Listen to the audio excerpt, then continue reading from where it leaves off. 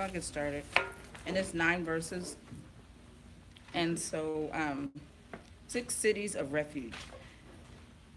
Then Yahuwah spoke to Yahoshua, saying, Speak to the sons of Israel, saying, Designate the cities of refuge of which I spoke to you through Moshe, and that the manslayer who kills any person unintentionally without premeditation may flee there, and they shall become your refuge from the avenger of blood. And he shall flee to one of these cities, and shall stand at the entrance of the gate at the gate of the city, and state his case in the hearing of the elders of that city. And they shall take him into the city to give him a place so that he may dwell among them. Now if the avenger of blood pursues him, then they shall not deliver the manslayer into his hand, because he struck his neighbor without premeditation and did not hate him beforehand. And he shall dwell in that city until he stands before the congregation for judgment, until the death of the one who is high priest in those days. Then the manslayer shall return to his own city and to his own house, to the city which he fled. So they shall set apart Kadesh in Galilee in the hill country of Naphtali, and Shechem in the hill country of Ephraim, and Kiriath Arba, that is Hebron, in the hill country of Judah. And beyond the Jordan, east of Jericho, they designated Bezer in the wilderness on the plain from the tribe of Reuben, and Ramoth and Gilead for the tribe of Gad, and Golan and Bashan from the tribe of Manasseh. These were the appointed cities for all the sons of Israel, and for the stranger who sojourns among them, that whoever kills any person unintentionally may flee there and not die in the hand of the avenger of blood until he stands before the congregation. Amen. Okay. So today, I put as the scripture, Psalms 119:68. You are good, and what you do is good. Teach me your decrees. So when we look at this, I put in sidebars and in parentheses, law and order. When we look at law and order, we look at how Yah set up the cities, how he set up just to live morally and spiritually amongst one another, and with him as well. And so you see that he had all areas covered again. So looking at that, we're looking at the cities of refuge. What is refuge? Protection. Rest. Shelter, rest.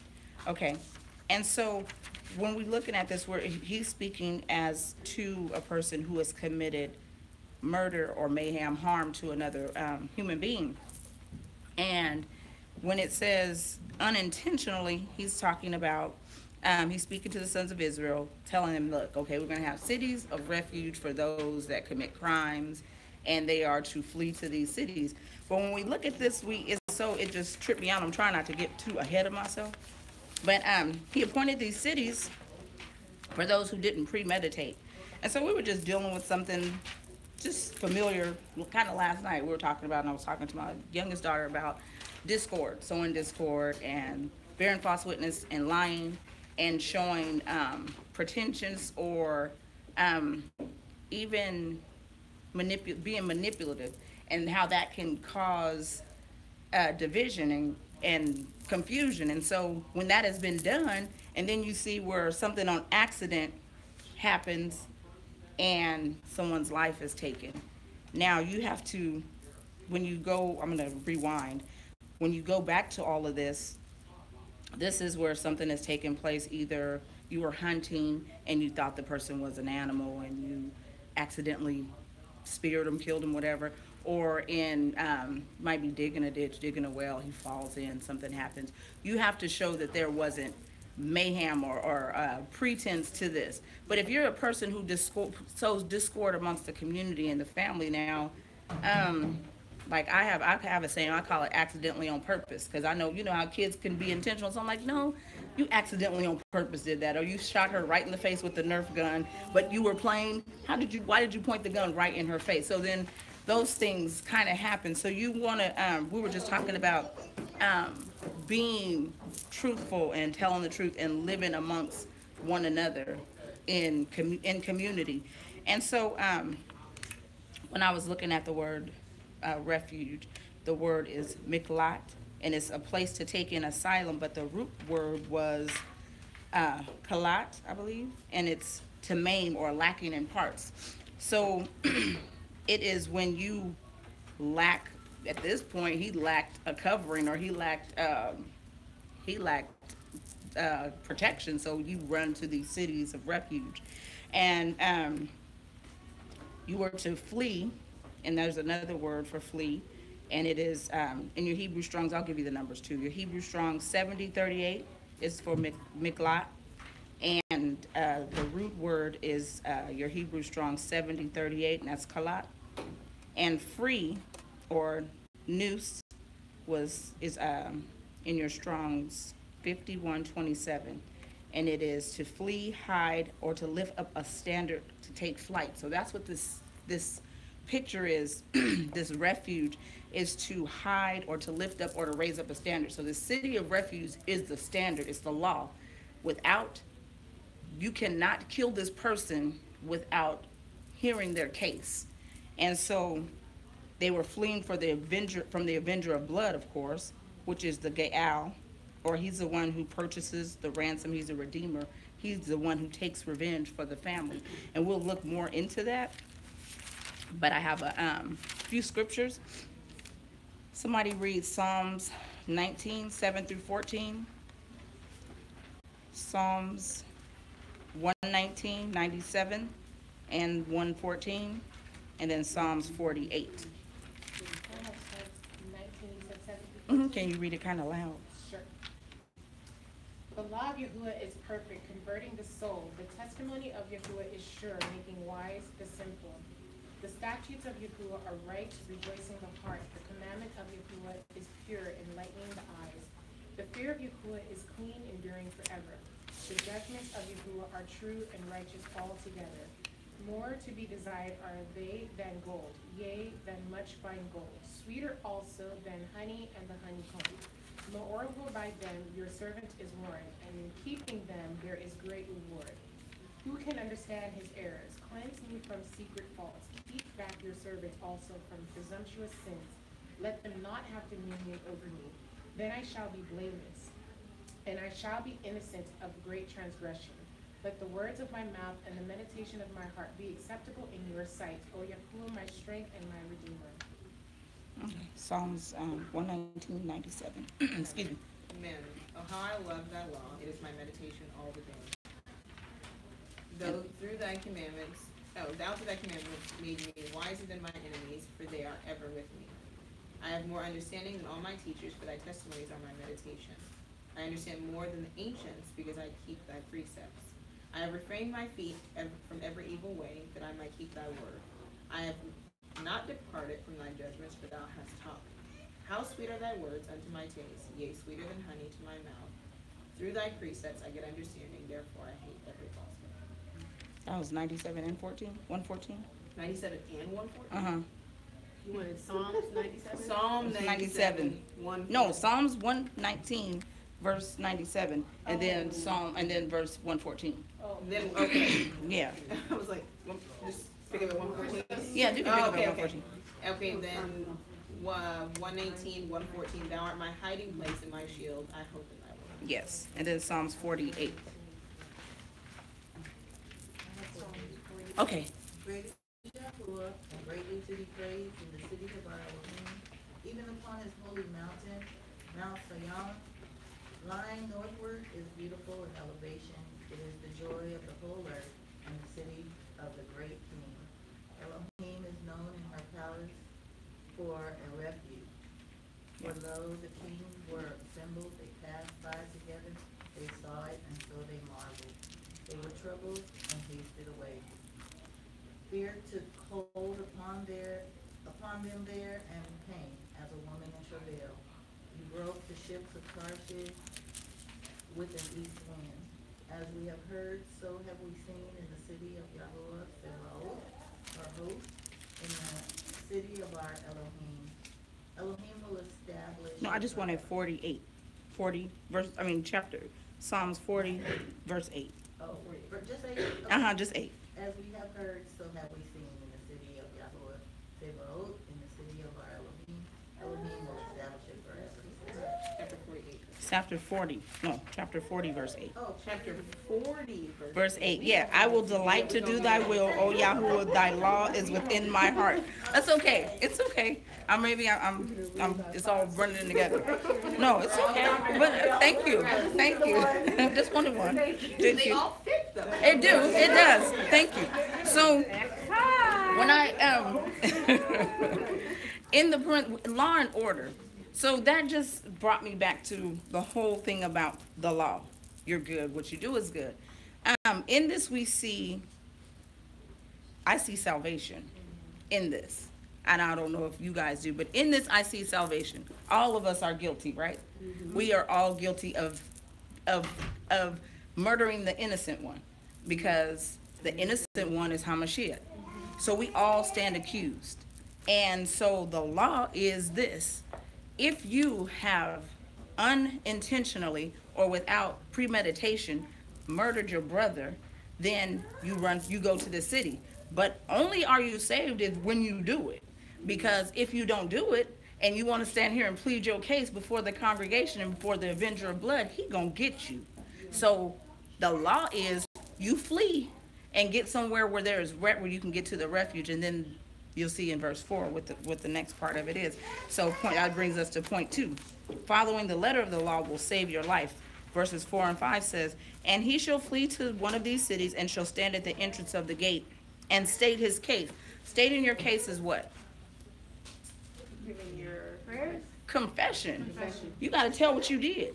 So willingly, and you see this, and I've seen this before in the Levitical law and in the creating of the when they were assembling the tabernacle in Leviticus and Exodus, when they were exiting. First you come willingly to the door. No man just, Yah doesn't make you worship him. So you first must come willingly to the door and then confess. And then there's an entrance in. So once you came and you stated your case in the hearing of the elders, which are the senates or the ones that are appointed over you, you state your case, then they allow you to come in. You just come stand at the gate. They probably just let you stand there. Confession. You have to confess what was done. So that was what saved your life, first of all. You can't just, if you don't flee to the city, your life is not saved, because the avenger of blood has all the permission to do what it is he's been given permission to do. And when you think of the avenger of blood, you see these pictures. I'm not saying that it's Hasatan, but for the wages of sin is death, right? So you are supposed to, there is recompense and restitution to be paid when the blood is spilled in the earth and when you've taken a life.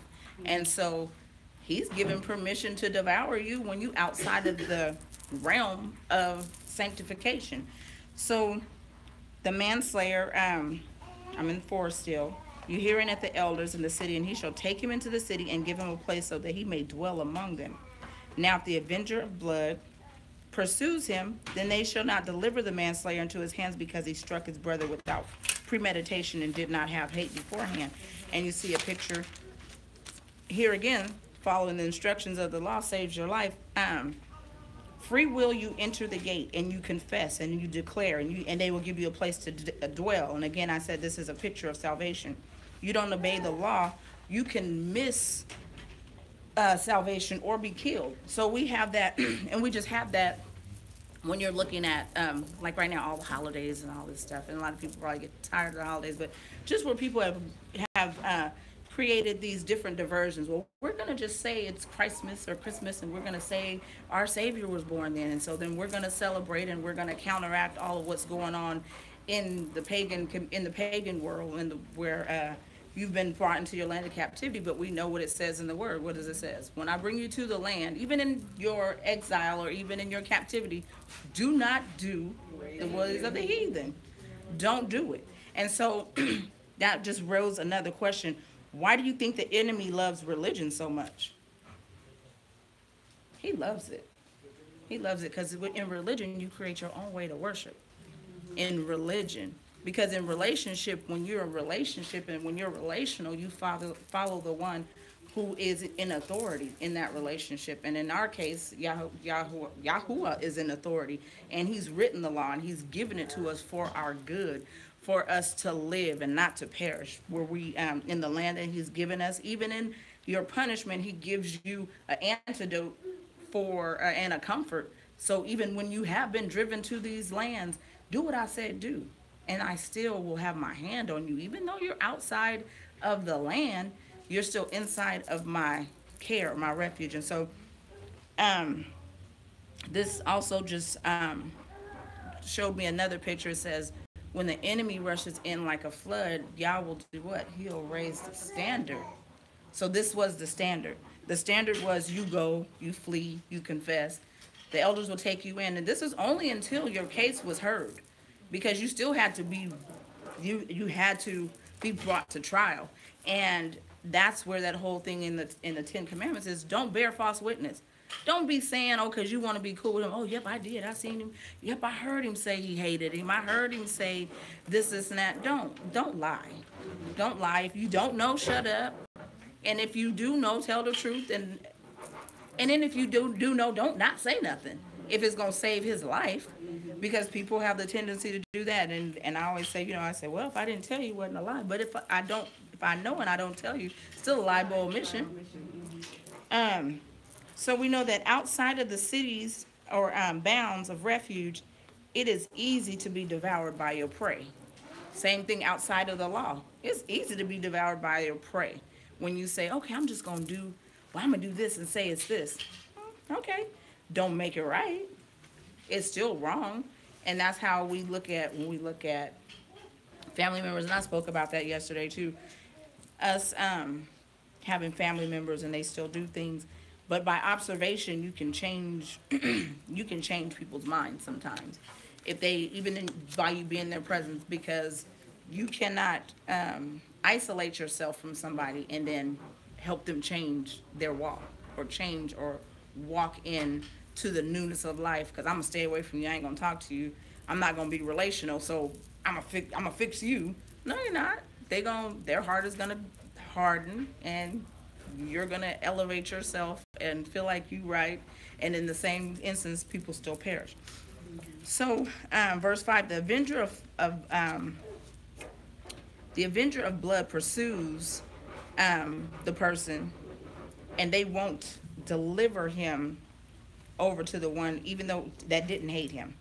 So when I looked at the different types of avengers, you have, or redeemers, kinsman redeemers, you have the redeemer from slavery, and you see that in Exodus 6 through 8. You have a redeemer or a sacrifice, Isaiah 53. You have a redeemer or kinsman redeemer from poverty, and you see that in Leviticus 25, 48, and 49. You have a redeemer for the one that has been widowed, Deuteronomy 25, 5 and 6, verses 5 and 6. And then it talks about the avenger of blood in Numbers 35, 19. And it says, this is so that you don't pollute the land in which Yah is giving you. Because if you let somebody who is really a killer live, then he gonna really kill somebody else. You know what I mean? And so this is going to perpetuate in the community.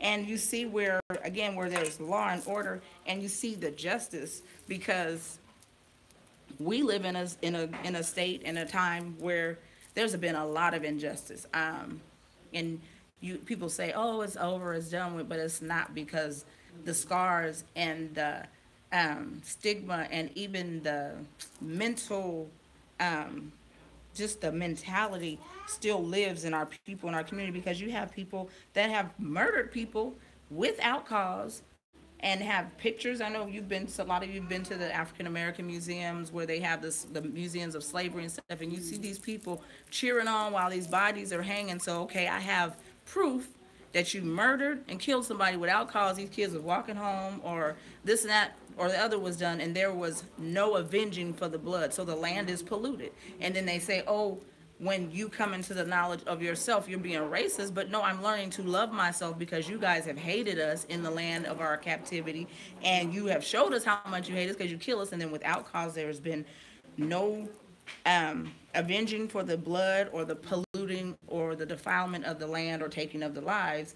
and you still walk around here in superiority and still try to make us feel inferior. And so you see where this whole tension of race and all that stuff comes into play, because there has been no justice. The laws have not been followed. You polluted the land. You haven't saved lives. You're continuing perpetuating curses, and we do it too. And people say, well, y'all do it too. Well, we just do what we've been taught, because we've learned the way of the heathen. So we do what we've been taught to do. They kill us, we kill each other, and they put those stigmas in our mind. We hate each other. They hate us. We hate us. So you see where the Most High, His law is perfect. And if you deal with things the way they're supposed to be dealt with, then it stops certain things. So this is only for manslaughter, not for someone who, we know that, I wrote this down in the next one, but you know that the whole community heard the case. It wasn't just, we picked 6 people who are going to do what we say we want them to do in behind chambers and give them these guidelines. No, the whole community heard it, and then therefore they were able to judge righteously.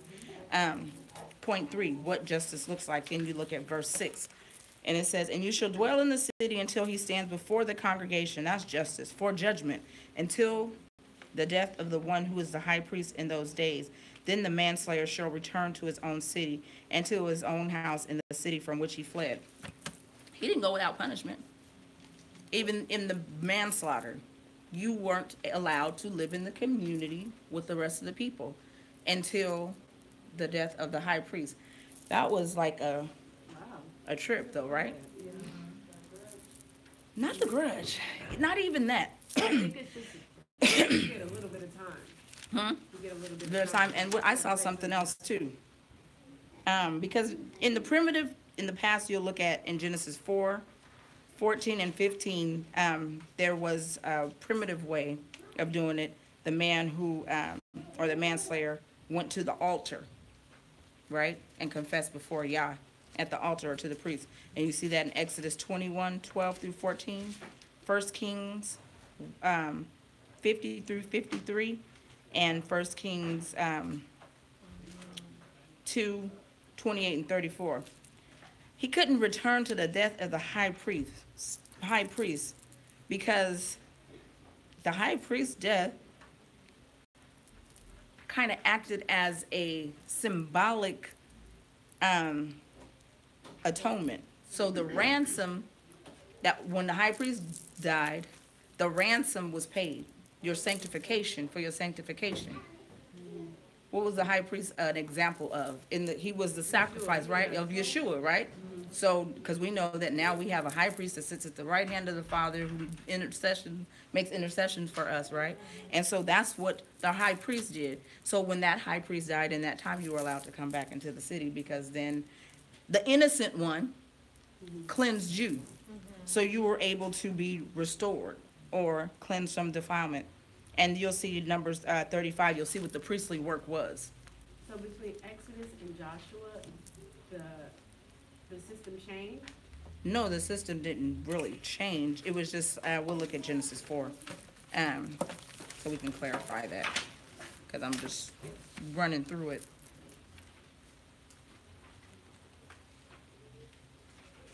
Before they could Remember, the laws hadn't been in place. There wasn't a law. We weren't established as a nation until Exodus. So this law was still in effect. Now that you are my nation and I have built you, this is how I'm going to I'm going to solidify this. This is how this is to be done. It was always done that way. No, it was always done that way. But now as a nation, you have government, right? When you become a nation, you have government, you have law, you have order, moral law, and you have spiritual laws. And so that's basically what I'm saying in that. But no, nothing changed. Because you see 4:14, this is Cain and Abel. Behold, thou hast driven me this day from the face of the ground. From thy face I shall be hidden, and I shall be a vagrant and a wanderer on the earth. And it will come about that whoever finds me will kill me. So Yahuwah said to him, therefore, whomever kills Cain, vengeance will be taken on him sevenfold. And Yahuwah appointed a sign for Cain, lest anyone finding him shall slay him. No, he even gave Cain refuge. You drug, and because Cain basically told him, if you send me away, I'm gonna remove myself from your face. So he's telling him, I'm not gonna worship you. I'm not gonna seek your face. Okay. Nobody will kill you. I'm still going to give you time to repent. All you have, all in the beginning, all he was telling him to do, confess what you've done. His pride wouldn't allow him to confess. So now your recompense is on your own head. So whatever happens to you outside of basically my out of the refuge of myself, which was a picture of he perished, and we know it because he basically told him, I had never said that he confessed it. He always went around it. So this is where you see the picture of sanctification or salvation. And so even with him in his unrepentant heart, he gave him the opportunity to still be redeemed, and he didn't. He never did. He went off and, you know, what he did. Him and his children, they built cities, and they built weapons of war, and they were... they built their own cities, and they killed folks, and they made songs about it. So, just to break you're saying the high priest, when the high priest died in Numbers 35, right? What's interesting is that we don't think of the priests like this because of a bad idea of what priests are, because probably Catholicism. But if you look into ancient Eastern culture, the monks were the best fighters in the land. So the priest actually took, when a person fled and did kill them accident or not presumptuously, he was protecting that person with his life. So it wasn't that you just hide in the city. If you're bad enough, you can come in and fight and get the person out of the city. So what the high priest would do is, I'm personally watching over this person.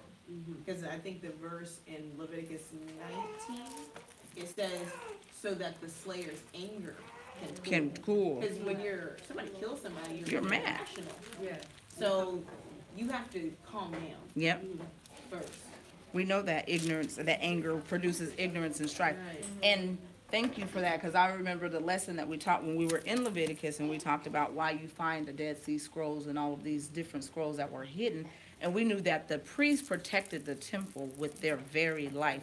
And so some were slain between the altars. Some rolled those scrolls up and hid them and ran. But they shemad that the law with their very life. The priests were willing to lay down their life. And again, Moshe, you're not going to call.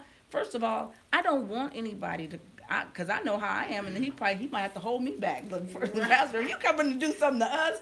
Oh, we going to war. So I need somebody who we gonna fight back to, like my daddy said, to the blood running our shoes. If somebody come try to do something to us, and so you know that the priest had to be called. He had to be able to defend himself and fight. Moshe was a fighter. He was trained in Egypt, and so exactly. And Joshua, he was a warrior. These were warriors. So again, you have these people that were the elders, who were fighters, who were resting from war, but knew how to go. You know what I mean? And that's... And remember, the inheritance, while being displaced, it would be great to have your land. The inheritance is not necessarily the land. The land is a place for the people to dwell. The inheritance is the people. So the priest's job is to care for the souls. You don't care about the land? Yeah, because when you kill, the seed is cut off. When you silence a man, especially, when you silence a man, and that's why it's so grievous when murder takes place when it's a young man. When you kill a young man, you kill a seed. All that he is and will ever be is in the ground. His whole inheritance, the whole generation that he would produce is gone. So that's why it was said you don't cut off the life. You cut off that person's inheritance. And that's why it was so the kinsman redeemer. That's why they'll have the ones that would, with the widow, carry on that name so that name doesn't die. The last one is appointed cities. And we see that the law is where we've been taught that the law, it don't work for us. We know it don't work. We've been taught, we see it. It's observational. It does not work for us. But in perfect order, law and order, in perfect order of the way Yah set it up, for the sojourner as well as the bloodborne, you were treated the same way. So if a stranger did this in the land, The stranger meaning someone who came out with them, mixed multitude, just like they did, or when they go in and capture cities, and those people say, hey, I'm coming in peace, I'm going with y'all, I'm going to serve your Elohim. Then you're living under the law of my Elohim, and you're treated the same way. And that's how it should be in a nation that you live in as well. You should be treated the same way. If I'm here, I'm a citizen, which means anybody that comes in, a foreigner, they have to learn the laws and take the learn the Constitution and all that stuff and swear to follow the laws. So then I should be treated the same way as people that dwell in the land. So even if a stranger does this, not because I'm black, not because I'm white, not because I'm orange, but because I'm a citizen, because I follow the law, and I've come and I've done all of what I'm required to do. I've come to the gate seeking refuge, wanting to hear my case pled, then nobody should lose evidence or lie on me or lock me up because somebody lied and said, because you see this right now, I'm so sick of this Me Too and the Bill Cosby thing with this whole thing that you can go find 100 and something old antique women to say that he slept with them all antique. Quaalude popping, you know they was messy. Y'all was all getting high, y'all was all doing the same thing, but now because you got a story to tell, and because you know what it really was, they don't want him to buy the networks and stuff that he wanted. We're gonna destroy you, and that's what happens to us, because they know that when you know that you have done something to someone and you haven't asked for forgiveness, you always in the back of your mind feel like they're gonna do the same thing you did to them back to you. We don't even have that on our mind. Just give us free. Like Amistad, let me have my 40 acres and a mule. I won't bother you. Don't bother me. I'm simple like that. Don't bother me. I ain't gonna bother you. I don't even want to do nothing back, take too much time, too much energy. But when you know, that's an admission of guilty. When you know, you live in fear. And so that's where that is, the injustice of the law. So when we look at the 6 cities of refuge, the first one is Kodesh. And the names are just so fitting. Kodesh, a sanction, an appointed place. That's in your strong 6942. And then there's another one, Shechem, a place of burden. So when you're burdened down, there's a place you run to, and that's 7926. Kiriath Arba, 7153, and it's in Hebron, and it is the city of the 4 giants. So, you know, something big there, there's protection. Again, giants, they were huge, so they held clout. Bezer, it literally means inaccessible spot. And so Hebrew, it's in your Strong's 1221, and the root word is 1220. It's dug out of gold, or it's a place of defense. And did I say that wrong? Ramoth. I didn't put the T. I didn't cross my T's. Re'am, the root word is Re'am, and it's Hebrew 72:13, be lifted up. And the word heights, so it's Hebrew 72:16. So it's the meaning of it is heights, but the root word is to be lifted up. Golan, what is that one? Golan? And because I can't read my own handwriting. It is 1474, and it is it means captive or exiled or being carried away. And then the last one is Galah. Galah, the root is Galah. Again, it means exile, and that is in your Hebrew Strong 1540. So those were the appointed cities, and we see that following the law, so that you don't pollute the land in which you live, in which you are in, and that's Numbers 35:33. And in a more practical sense, obeying the law so that you don't pollute the truth of the gospel, because if we again, like I said, the law is done away with, and we've created our own laws, and we have polluted the word of Yah, because it says you have people just saying, well, you don't have to follow this because this ain't about you. So you just pick up this book right here in Matthew, and that's where we have this whole religion, new world order of religion created, where nobody follows laws, nobody understands, and everybody has their own interpretation of what the sower and the seed is, and with the woman and the coin and the women with the oil. Everybody comes up with their own interpretation because nobody knows this right here. This right here is how you understand the rest of it, the law. So The law is good, and he is good, and what he does is good. So I thank him for teaching me his decrees, and I hope that if you guys have anything to add, you can. Yes. Can you tell me